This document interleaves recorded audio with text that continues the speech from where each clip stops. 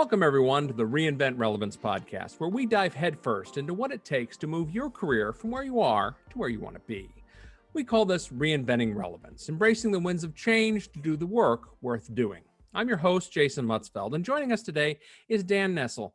Dan is a marketing and PR guru, and he's been at this for a while, but he's recently launched a sideline that I think you're going to find interesting. He is a creativity coach.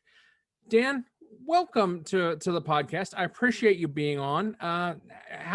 Tell us a little bit about, where you're at right now. How did you get to be the level of marketing guy that you are? Thanks, Jason. I got it. I mean, I'm really thrilled to be here. Thank you so much for even inviting me. I've never been called a guru in public before, so that's a new thing. But when you have like 20, 25 years behind you, I suppose there are some folks, if you do it well, there are some folks who are maybe calling you a guru behind your back, and that's okay. I take it well. Certainly in the spirit it's given. But yeah, I am, I am now a VP of marketing for a major Japanese company. We have a $7 billion business in North America.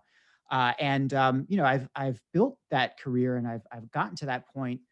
I wouldn't say it's because I necessarily decided that I was going to be the best marketer there was. It's just a confluence of different kind of passions that ran through my life that I was able to capitalize on. And those were basically, marketing, of course, marketing and communications. So I've always loved telling stories. I've always been a storyteller. I've always been a good writer. And certainly, I like crafting narratives.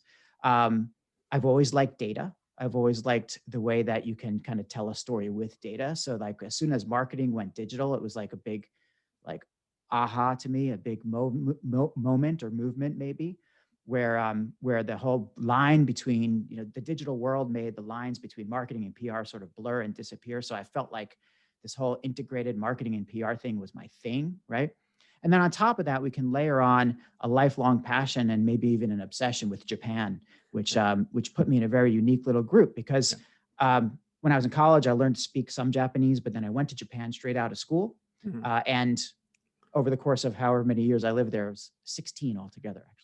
Over the course of those years, my Japanese skills got to the point where now I can conduct business in Japanese, but that puts me in a really unique kind of place. So if you draw this Venn diagram of marketers and communicators, right, who understand digital.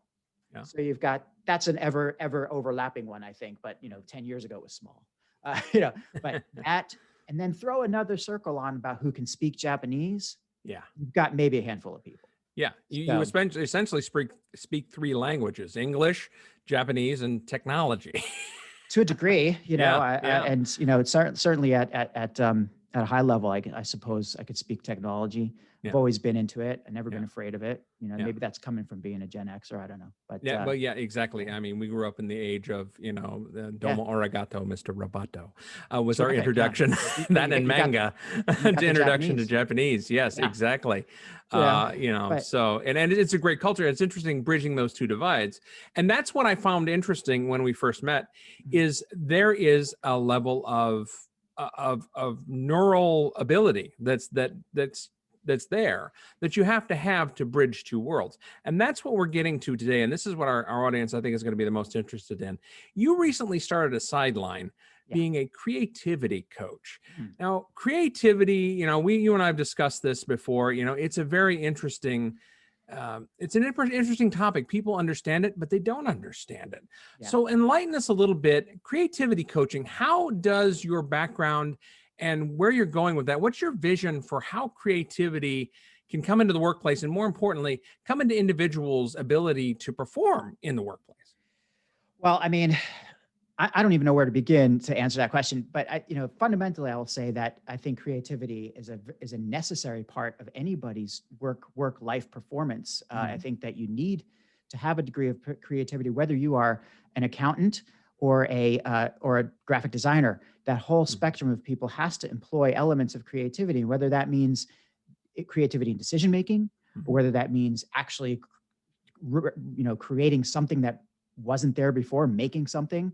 There is an element of this, I think, like you called it a neural function. Maybe that's what it is, but there's this need, I think, for every single person, every single one of us, all of humanity, as it were. We have an imperative, I think, to make things that didn't exist before. Yes. So, yes. so when we talk about creativity, I've been challenged a lot on this recently. So I've come to crystallize my thoughts a little bit more, but I'm still open to different definitions, by the way. And that's part of it, is just being radically open-minded to all this kind of stuff. Oh, true. But what I've really come to is that creativity is essentially. By the way, is this a marked explicit podcast, or is it a clean one? Well, it's not marked. We can curse a little bit, because there's just one time. I just want to say this. Oh, feel free. Sometimes you have to say it, because fundamentally, creativity is making shit up. It really is. Yeah. Okay. Like sometimes, yeah. but in a strategic and directed way. So, where there was nothing, there's going to be something, and the process that makes that something is creativity. And some people kind of, I guess maybe it kicks off with imagination and then grows into a creativity. So the question for me was, that, through my whole career being a marketer and a communicator, I'm making up stories a lot, and not from scratch necessarily. There's products to talk about. There's absolute corporate narratives to kind of think about. So it's not from zero. I'm not absolutely making things up, but to tie all that together into a story that is worth telling takes a certain degree of creative latitude. So I've been doing that for so many years, and I was never able to really translate that to do something for myself, right? Mm-hmm.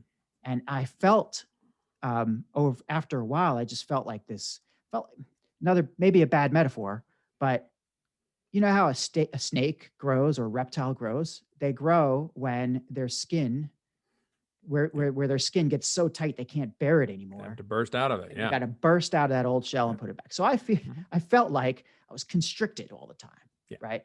And then it was a confluence of many things happened in my life, but ultimately, when COVID hit earlier in the year, and my travel stopped, and I was grounded, I still have my job, but I started to have a lot more time on my hands to think and to kind of, reckon with myself about what's important in life. Because, of course, there are those little things happening around us, like a disease killing hundreds of thousands of people, makes you think about, your place in life. So I thought, what should I've always wanted to write a book, and I've always wanted to start a podcast. I've always wanted to do these things. If not now, when? And Amen. I just had to get out of my own way. And that's a whole nother story, but I did, and I managed to kind of get to this point where, and maybe my mug tells the story here. My mug, I got this from a really great little shop called Coffee and Motivation Companies. I drink the tears of my haters, right? I mean, ultimately, you just decide that nobody else's opinion matters. You just go for it. And so I did. And when I started podcasting, I started writing for myself. It flowed over into my work life in a very positive way. That's fantastic. And that's we found that a lot, that people can tolerate. There's the old saying, it's from Nietzsche, I believe, and it's been sent to many other people have been credited with it. But it's essentially, if you have a why, if you have a reason, you can get through any how. You can get through the circumstance if you have a reason to getting through the circumstances. And a lot of people have jobs that suck. And having, and I'm not saying your job sucks. I'm not saying that at all. But what I'm saying is, if you're in that situation, creativity can be a godsend. I think about, I had this coaching the other day with somebody, and I said, look, how many people, you walk into Walmart or Jiffy Lube or pick a store, and you look at the person behind the counter, and they're just putting in their 40 hours a week if they're lucky, but on the weekends, they rock out with their band, or they go home and they throw clay on the wheel, and they have that outlet that makes them truly human and lets them get through the workaday world. Now ideally, if you have both, where you can be creative at your job, that's fantastic if you're a creatively oriented person. So let's talk a little bit about creativity coaching. Sure. Tell me how does that work? What is your ideal client? Tell me a little bit about your sideline. How does it work?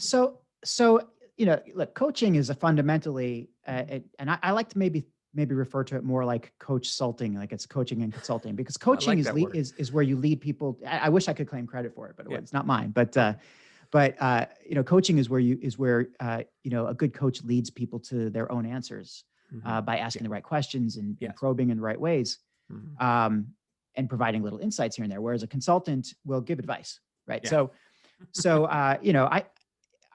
To me, working with people to help them unleash their creativity, whether it's exactly like I said before, whether it's to write a book or to do a podcast or to sculpt, so, with stone, like they've been trying to do their whole life, or start a company, or whatever that need is to make something where nothing existed before, right?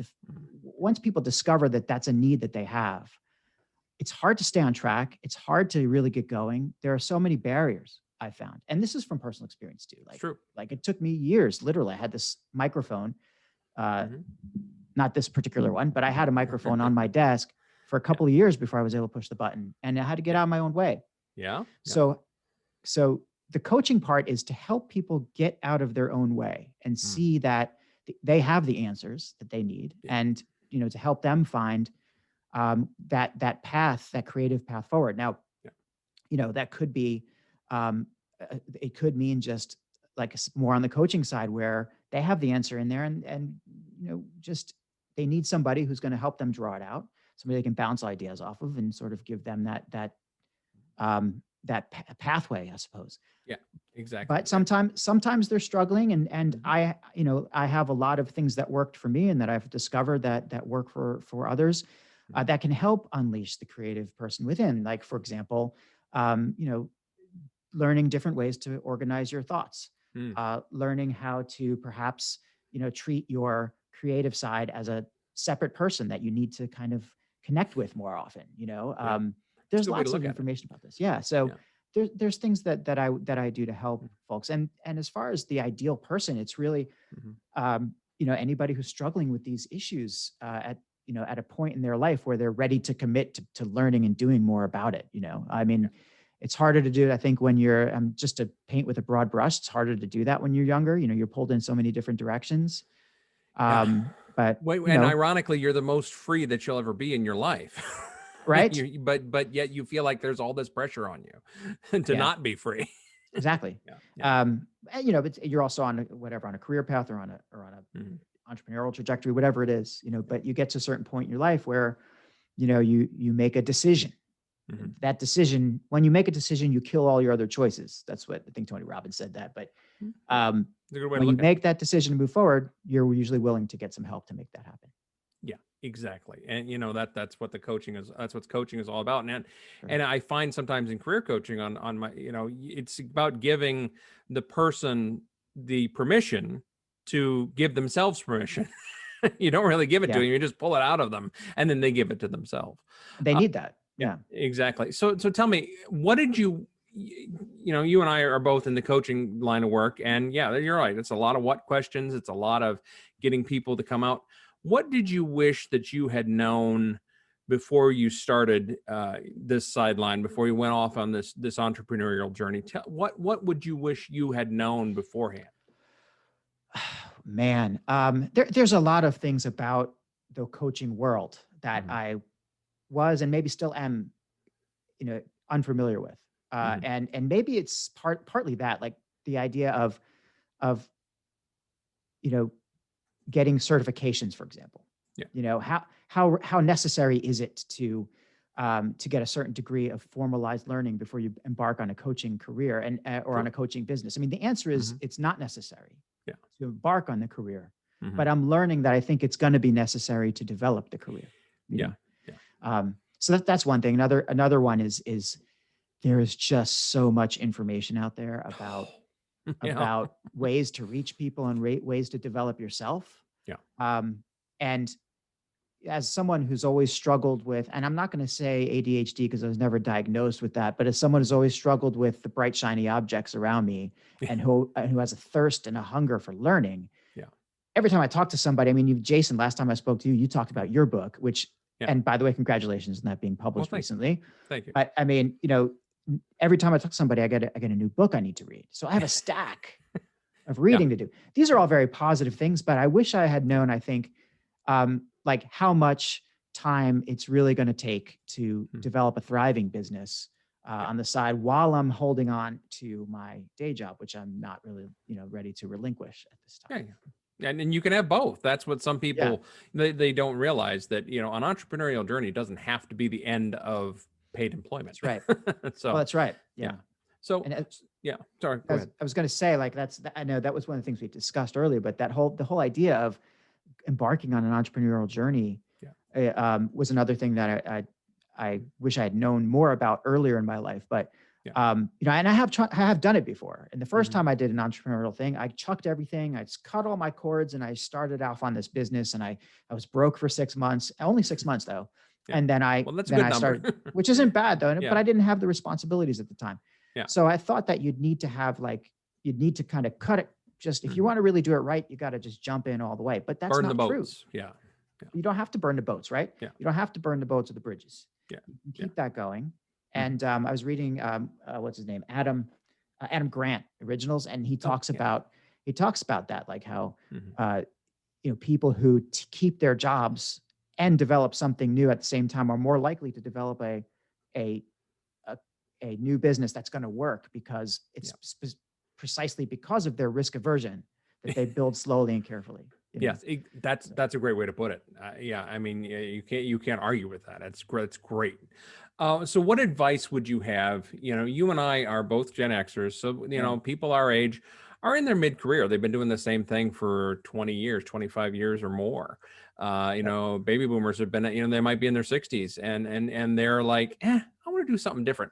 Yeah. What advice would you give to professionals thinking of starting something new, pivoting into something new? I mean, and again, this applies to everybody. I mean, even young people who have gone to school for, a particular field, and they're like, I don't like this. Yeah. Yeah. Sometimes you have to pivot. I mean, it. Mm-hmm. When you feel that snake skin around you, that's a sign that you're in the wrong place. And, you need, there's a lot of truth in the only way you can grow is through discomfort, right? Getting out of the comfort zone is the way to growth. And there's many ways to say that. So for those who think that they need a change, or who are maybe considering something, or who are just wondering which way to go, they know something's gotta give. I'd say, first of all, listen to yourself, but there's so much available out there on the internet, through your friends, through people, like do a lot of networking on LinkedIn, for example. Meet people who you think might be in that kind of zone that you want to be in, and gather a lot of information before you make a jump. And we're in a world now where you can do things in small chunks. So like in my case, I'm building this business, but I'm building it on the side. I can take on a couple of clients at a time, and I'm very happy with that. And if it turns out to be something that I'm ready to jump into full time, I can turn the dial up either way. But I'm doing it in such a way that I've looked into it, I've researched it. I kind of, I know what I'm getting into. I built the infrastructure out first. But the flip side of that is, don't let analysis paralysis stop you, right? So you gotta find that fine line. But look, I'm not saying that and I certainly would never recommend to drop everything and pursue your dreams because you feel like you're stuck in a snake suit. But I would definitely say that listen to yourself, and do the research, think it through, and start things out like with trial balloons and pilots and experimentation. Yeah, and you hit the nail on the head. That's just it. Experiment. Sometimes it's not about motivation, because we can all get motivated, but it's inspiration. It's being inspired to do something new, and then you get the motivation. Then you get them in the right order. Yeah, magic. Well, exactly. In fact, somebody had recommended. I did a podcast recently with a guy named Bill Harper, who's an amazing fellow from North Carolina, but he recommended I read this book called The Emyth. I don't know if you've ever read The Emyth, right? Oh yeah. Classic. But but what the thing about the Emyth that really stuck in my mind is the entrepreneurial seizure, right? where you have this great idea that you got to go do something, and you're like, you get all kind of wired up about it, and you just jump and you do it without thinking. And you got to be aware of that too. Yeah, that's true. Yeah, and if anyone is serious about considering starting an entrepreneurial journey, that to me, I've always said that I know a number of business coaches. And that's the first touchstone we always hit on. I'm like, the Emyth, right? And they go, yep, the Emyth. Yeah, don't give yourself a job. Don't buy yourself a job. Build a company. Build something. Yeah. Create a company. Create. I love that. Exactly. Fantastic. All right. Well, Dan, I appreciate you being here today. This has been fun. And I know everyone learned something from this. I mean, great. I hope so. Yeah, this has been great. So Thank you, everyone, for joining us today. And if you want to find out more about how you can take your career to the next level or even just the next stage, visit our website or reach out to us on LinkedIn. We love to meet new people. And if you like this content, please share it. Referrals are our favorite form of compliment, and that like button, it definitely helps. So we hope you all have a great week. Stay safe, and we will talk to you soon.